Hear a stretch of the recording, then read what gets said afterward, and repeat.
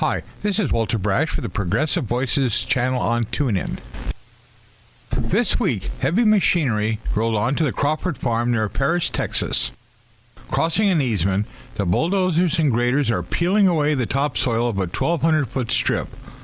Thousands of wooden ties, now stacked like matchsticks a story high, brought by 18-wheelers crossing the agricultural land, will be placed as tracks for more equipment. But Julia Trigg Crawford, who manages the 650-acre farm, didn't approve, nor did anyone else in her family.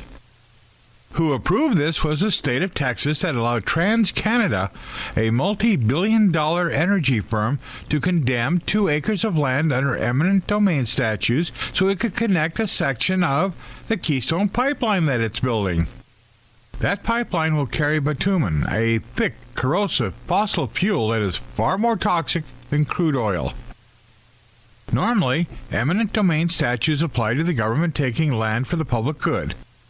A bridge, a road, something like that. The government then negotiates a fair settlement with the landowner. But this is none of that. First, TransCanada is a foreign company. Second, it's a private company. Third, it determined what to pay for the land. There was no negotiation. Fourth, Crawford refused any offer because the land houses Native American artifacts that are in the area of the construction. Fifth, the construction will go under a creek that provides water to irrigate the corn, soy, and wheat. In the past decade, there were more than 6,000 incidents of pipeline disasters causing almost $5 billion in damage. Any spill from this pipeline would pollute the creek and contaminate the soil and air for miles. Julia Trigg Crawford isn't the only one affected by government gone crazy. TransCanada, remember it's a foreign corporation, has condemned the land of 56 people in Texas and South Dakota. A woman in Clearville, Pennsylvania, was forced to lease 5 of her 150 acres to a drilling company that planned to build a well pad on her property. Most states' new laws that regulate fracking were written by conservatives who traditionally object to big government and say they are the defenders of individual property rights. But when it comes to oil and gas companies and their use of fracking to dig into and possibly pollute the earth, apparently it's perfectly acceptable for the state to be a willing co-conspirator in the destruction of private landowner rights. For the Progressive Voices channel on TuneIn, this is Walter Brasch.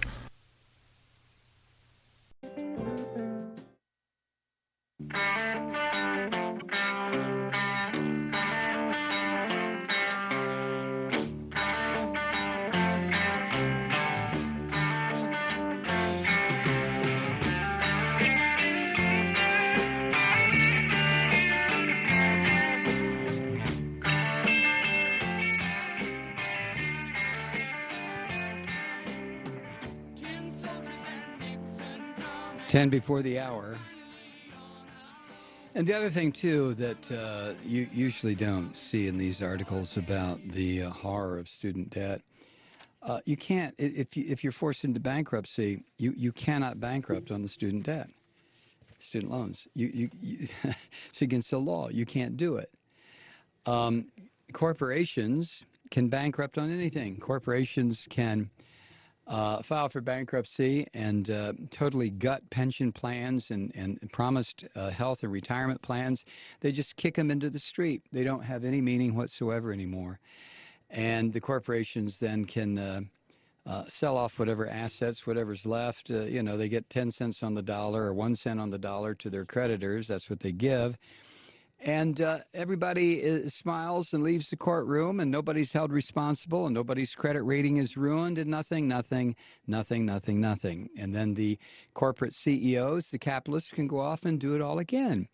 But a 23-year-old person who winds up with $200,000 of school debt because all she wanted to do was better herself, was to get an education, maybe in the biomedical field, and that's kind of expensive, right? So she winds up, she's got oh, let's be generous, $100,000 worth of debt. That's all, you know.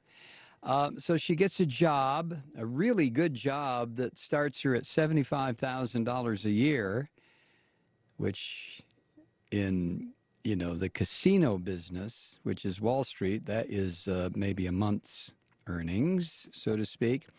But our biomedical student, a student, a woman who hopes someday to really decide or find the science, I should say, that unlocks the mysteries of cancer, all cancer. But that's what motivated her. Now she's $100,000 in debt. She starts out with a $75,000 a year job. It cost her about $74,000 just to maintain, because she's got to live in a city near a nationally recognized bioresearch organization. You see where I'm going with this. So she finally gets to the point where the stress is too much. Her research starts to suffer.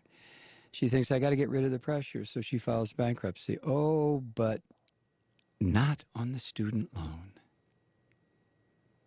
I mean, if you wanted to devise a system that would guarantee failure, that would guarantee a retarding of the forward movement in science that this country has enjoyed through its entire history, if you wanted to come up with something to destroy that, come up with the student loan program, come up with this religious insanity, come up with right-wing political madness, put it all together, and you will succeed. You will utterly and absolutely destroy your society. To what end? Well, I think we know what end. The 1/2%, they want a bunch of slaves. They want to know that they're living so well by looking at everybody else who is living so poorly. And the religious crazy people, well, you know, Jesus suffered on the cross, so what's your problem? If you're Pat Robertson, it's all a scam. Just a way to make money. Just a way to... it's the same thing as a rabbi or a priest raping a child. Pat Robertson rapes his viewers, figuratively speaking, every single day. Only Pat rapes them spiritually. Now, which is worse? Physical rape or spiritual rape? I guess you could make an argument either way.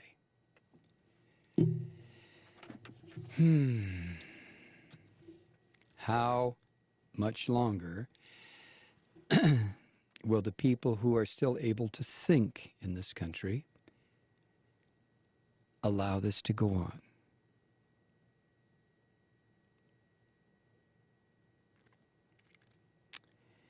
Oh, and by the way, the American public's disgust with Washington has reached new heights.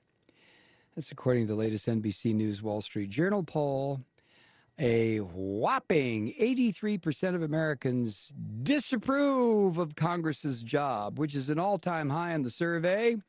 What's more, Barack Obama has seen his job approval rating dip to its lowest level since, oh my, 2 years ago, when the debt ceiling showdown wounded almost every Washington politician. And, I'm not done, nearly 6 in 10 voters say they would vote to defeat and replace every single member of Congress if they had such an option on their ballot, which is another all-time high. So almost 60%.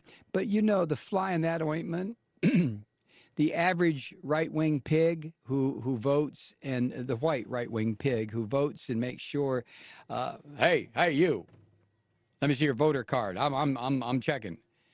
You know, they say that to black folk and brown folk. But the average Caucasian right-wing pig who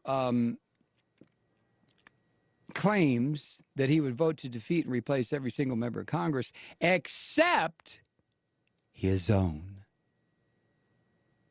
Now, if they all say that, if every one of these conservative right-wing teabag pigs says that, I think all of them should be gone. Yeah, except mine. How many get run out of town? Right. None of them do.